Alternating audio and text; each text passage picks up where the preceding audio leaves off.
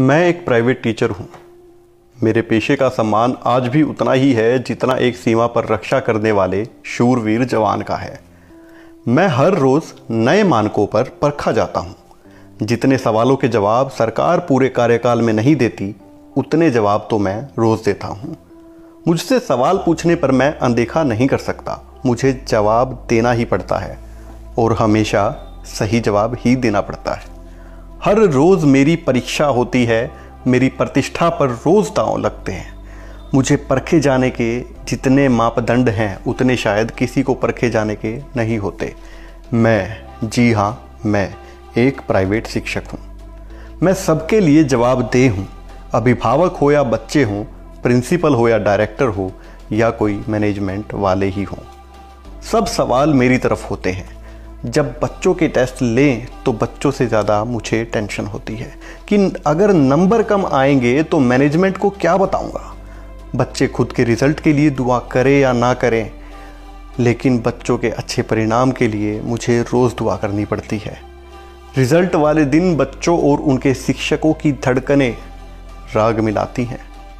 खैर, परीक्षा तो हमारी रोज़ ही होती है, कभी एंटरटेनर बनकर, कभी धमकाकर, कभी समझाकर, तो कभी जोकर ही बनकर हम हंसा देते हैं।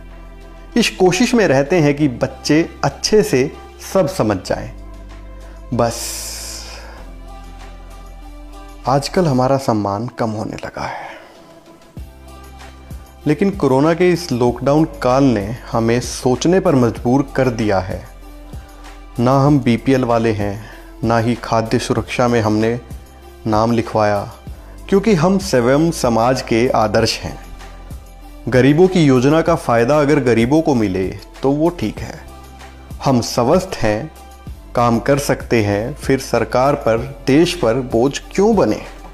कोरोना के इस दौर में सरकार ने जब मदद की गुहार की तो हमने आगे बढ़कर खुले हाथों से सरकारी खजाने में सहयोग किया। इसलिए बड़े बड़े सपनों को लिए हुए इन छोटे मोटे चक्रों में हम पड़ते ही नहीं हैं। आज तक हमने बस जवाब ही दिए हैं, सवाल किसी से नहीं पूछा। आज पूछते हैं, सरकार बड़े उद्योगपतियों के लिए ही है क्या? मैं दावे से कह सकता हूं कि इस देश में सबसे ज्यादा कोई प्राइवेट कर्मचारी है तो वो निजी स्कूलों के शिक्षक हैं। क्या सबको जवाब देने वालों के हक में सवाल पूछने वाला कोई नहीं है? 6 महीनों से हम घर बैठे हैं, कोई सब्सिडी नहीं है, कोई सहायता नहीं है। सहायता तो बहुत दूर की बात है, किए गए काम का भी यहाँ पेमेंट नहीं हो रहा है। प्रदेश के 9 प्राइवेट स्कूल संचालकों ने आत्महत्या कर ली है। आजकल शिक्षकों के अखबार, केबल कनेक्शन बंद हैं। रिचार्ज केवल एक ही फ़ोन में होता है घर में, जिसको वाईफाई की तरह इस्तेमाल किया जाता है। रसोई में घी नहीं बचा, पकवान की बजाय केवल भूख दूर करने के लिए जद्दोजहद है। दूध 2 टाइम की बजाय 1 टाइम आ रहा है, वो भी कम होता जा रहा है। आखिर उधार का दूध कब तक आएगा? राशन वालों की दुकानें बदली जा रही हैं। दुकानों से प्राण प्रिय भाई की तरह व्यवहार किया जा रहा है। उनके बच्चों को फ्री में पढ़ा रहे हैं ताकि वो उधार चुकाने की जल्दी ना करें। सबसे उधार मांगकर हम पहले ही सुन चुके हैं, नहीं भाई और कितना दे। आजकल भगवान से प्रार्थना भी यही रहने लगी है कि आज मकान मालिक किराया मांगने ना आए। और बताऊं, बच्चों ने बिस्किट चॉकलेट की जिद करना भी छोड़ दिया। कभी कभी उनके आंसुओं को देखकर हम भी रो पड़ते हैं। किसी की बीवी प्रेग्नेंट है तो कोई महिला शिक्षक स्वयं प्रेगनेंसी से गुजर रही है। आने वाली नन्ही सी जिंदगी को कैसे जिंदगी दे पाएंगे, ये चिंता सोने नहीं देती।